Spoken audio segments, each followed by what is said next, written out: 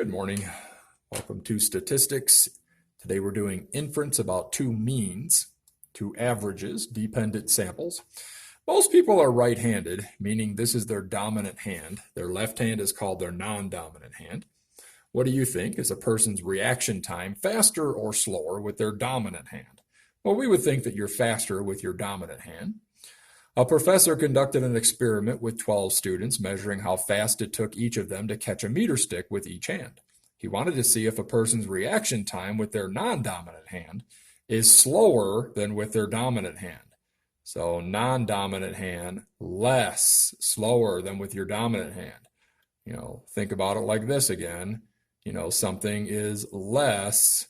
So there's the left side, there's the right side. Where do you think we're going with this? My question to start is, would this be a two-tailed, left-tailed, or right-tailed test? Well, if you said left-tailed because it's slower, it's less than the other, then you were correct. All right, copy this down, pause the video. And again, M subscript D means the mean difference. Now that's average difference in times. Let me explain it like this. Our null hypothesis is that there is no difference in reaction times by either hand when catching a meter stick. So it takes me 5 seconds with the right to catch it. It takes me 5 seconds with the left. There's no difference in average time of catching something. There's no difference. So we have a mean difference or an average difference in times equal to 0 versus an average difference in times that would be less than 0. The data on the next slide will explain this even more. Now, if you were in class, I would have you make this whole chart. We're not going to. I'm just going to run you through a few of these. But here's student number 1. He caught the meter stick and took 0.177 seconds with his dominant hand, okay? But then he caught it with the non-dominant hand, and it took 0.179 seconds. Well, that's a difference of negative 0.002. So why is this number negative? Because less time was needed for the dominant hand.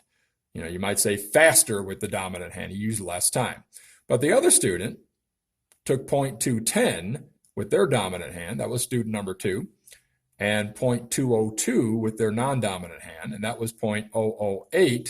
So they took more time with their dominant hand. Now that's interesting, but it just happens. So all of the students, 1 to 6, that's all their times, and then we're going to figure out the difference. I'll show you the difference in a moment. And then here's 7 through 12, because he did 12 students, okay, and their differences. All right, here's all the 12 differences. So there's the 0.002 negative that I showed you, and the 0.008. Can you put these into list 1 in your TI? All right, stat, edit, okay, enter, and then you should see L1. So both of these are list 1. List 1 continues. List 1 continues over here. All right, pause the video and put all that in. Okay, now you don't have to do this part, but if you want to pause the video, you can. All right. We've done this already where we do these kind of tests because we have a small sample size. Our sample size is 12. That's why we're doing this test right here. Okay. But let me just read this here. Recall that we must show that this data comes from a population that is approximately normal with no outliers. Turn on your stat plot, highlight the 6th icon, then zoom 9. Trace over each data point and place its corresponding output in L2. To save time, I have them all listed below. So if you want to do this, L2 goes right across from that number in L1. So negative 0.002 gets matched with 0.319. 008 gets matched with 1.732. And then again, it continues on over here into L2. All right, if you want to put that in, you can, but you don't have to. We would then do this part. So if you want to pause the screen and read through that and do that because you put that data in, you can. Then you would do this part. So you can pause the screen and do all that if you want to. And then you should see an R value of 0.977. Now, table 6 in the back of the book says that the critical value for a sample size of 12 is 0.928. So because your R value 977 is greater than 928, We conclude that the data comes from a population that is normally distributed, but that's assuming no outliers. So again, if we were in class, we would do this test. Use one variable stats to check for an outlier. Remember, go to stats, go to edit, go to, hang on, not edit, calculate, not edit, calculate, sorry. Go to calculate. So stat, calculate, and you should see number 1. Let me erase that because somebody's going to say, I can't see what you wrote and I didn't hear what you wrote. Okay, it's calculate. And then go to number 1, which is the one variable. You've already done that before, so that's why I didn't have it up there. But you can figure out what quartile 1 and quartile 3 is, the interquartile range, and that would be a way of testing to see if you have an outlier. Now, no outlier exists. 977 is greater than the critical value of 928. We conclude that the data comes from a population that is normally distributed. Remember, we do this check when our sample size is small. All right, back to the hypothesis at hand, no pun intended. If you go into your stat calculate one variable stats, which you just did, maybe, like I said, if you didn't do that part, it's all right. But the point is, you should see a mean difference of negative 0.0132. Now, they're different symbols, but X bar, okay, is the same thing as the mean. And then S with a little X right there instead of SD, but your standard deviation 0.0164. Inference on matched pair data, which is what we are using, right, left-hand reaction times, makes use of a test statistic similar to the student's t-distribution formula with n-1 degrees of freedom. Copy this formula now and use it to determine the test statistic. You have all the information on there. Pause the video. Okay, you should get negative 2.788. If you didn't, just email me. The professor chooses to conduct his test at the alpha equaling 0.05 level of significance. Determine the critical value at the alpha equaling 0.05 level of significance with 11 degrees of freedom, because you always do 1 less than your sample size, 12 minus 1. Go to table 7 at this time, and I'll guide you through it in case you forgot, but we've been using this, so it shouldn't be that difficult. At table 7, run your finger down DF to 11, and then you want to go where 0.05 is and match those up, 11 with 0.05, because that's the alpha value there. You should see 1.796. Now, we've also done inverse T, 1 minus 0.05, the alpha, and you should see 1.796. Now, this is important. We use negative 1.796 because we're testing a mean difference that's less than 0. So drawing these pictures really helps you because you know that your number is negative 2.788. That's your test statistic. If your critical value is the negative, so therefore your critical value is going to be something negative because, again, you want to know if the mean is less, okay? So it's that way. It's the left-tailed test that you're conducting here.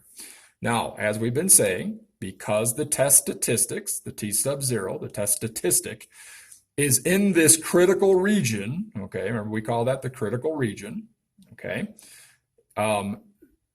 Or you can say that it's to the left of the critical value, then you reject the null. What is the p-value for this test hypothesis? To determine the p-value, find the area under the curve to the left of negative 2.788. Table 7 should show you 2.788 with 11 degrees of freedom corresponds to an area between 0.1 and 0.05, or these two here. Where am I getting that? Well, go to 11 degrees of freedom, and you want to find on 11, run it across this way at the bottom, till you get to 2.788. But there is no 2.788. There's a 718 and a 3106. That's what 2788 falls between, okay? So let's see, 718, 3106, put your fingers up and you see areas of 0.1 and 0.05. That's why I have 0.1 there and 0.05. What does that mean? Well, the picture will help you see that. Again, we turn them into negatives because we're going that way in this case. But the idea of negative 2.718, being there, and then further down the line, negative 3.106, there's an area in there, and your test statistic falls in that area. So the probability, okay, is going to be somewhere between what those areas are, 0.01 and 0.005, that match up with those two numbers. All right, so it's in between that. The probability is in between 0.05 and 0.01. Obviously, it's very small. That's why I wrote up here. Obviously, it's not very likely that a sample mean would yield these results if indeed there was no difference in reaction times between right and left hands. Therefore, the null hypothesis is rejected. Now, we're going to use technology to do the same thing, which makes it a lot easier. Okay, I just like to show you both ways so you can have two different ways of doing the same problem. Clear all memory, second function mem. Okay, second function memory, clear all that out. Okay, and this is now going to be L1, L2, L3. It's going to take you a few minutes to put that in. Again, they all must be across from each other. 177 goes with 179 on L2, and then negative 0.002, that's in list 3, right across from the 179. So pause the video, put all that in. I'll be quiet. Okay, now that was just the first 6 students that you put in. Here's the 7 to 12. Okay, so continue your list, L1, L2, L3. Okay, welcome back. Now, go to Stat, scroll over to Tests, scroll down to number 2, T-Test, and hit Enter. You should see Input, and we're going to highlight Data, not Stats. Highlight Data, press Enter. Scroll down to MO. Keep MO 0, and for list, you need to change it to list 3. Now, that's right above the button 3 in your calculator. It says a little L3. It's a second function button. So second function 3, and L3 should pop up. Keep the frequency 1, and highlight, scroll down and highlight less than MO, because we're doing the left tail test. Okay, and then when you hit enter on that, highlight calculate and hit enter. All right, when you hit enter on calculate, you should see a T equaling negative 2.776. Now we had negative 2.788. That's just because we were rounding when we were getting that answer. All right, but you can see, very close. Is your p-value 0.009? Remember what we said about our p-value? It's between 0.01 and 0.005, so certainly that falls right between those two numbers. Is your mean difference and standard deviation the same? You should see x bar and s of x, and they should be the same as what we had before. And on a final note, remember this, since the p-value is 0.009 and it's less than your alpha, you reject the null hypothesis. All right, using this same data from the professor's test, we're going to construct a 95% confidence interval of the mean difference. This is the formula you want to use, okay? And you have everything in here, all right? You're taking that average difference, that mean difference, adding all that, and then subtracting all that to get two numbers. Now, the only number you don't have is T sub alpha over 2. That's what this explains. A 95% confidence interval implies an alpha value of 0.05. Use table 7 to determine T sub alpha 2 with 11 degrees of freedom. Alpha divided by 2 is 0.025. So let's go to 11, and we find 0.025 right up there. 11 with 0.025, match your fingers up, and you should see 2.201. If you did inverse T, 1 minus 0.025. Again, it's half of the 0.05. The alpha value is 0.05. Okay, so it's half. 11 degrees of freedom, 2.201. All right, so this value right here, the T of alpha over 2, 2.201, put that right there, multiply it, all that. Okay, do one add, one subtract, pause the video. Okay. All right, you should have got negative 0.0236 and negative 0.0028. Using technology, let's hit the stat key again. Scroll to tests and scroll all the way down to number 8. And number 8 says T interval. Hit enter. Okay. And we're going to highlight data again because you're using data that you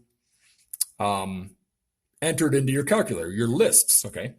Where it says list, we're going to make it L3, okay? And it might automatically be on there like that, but if it's not, put L3 in. Keep the frequency 1.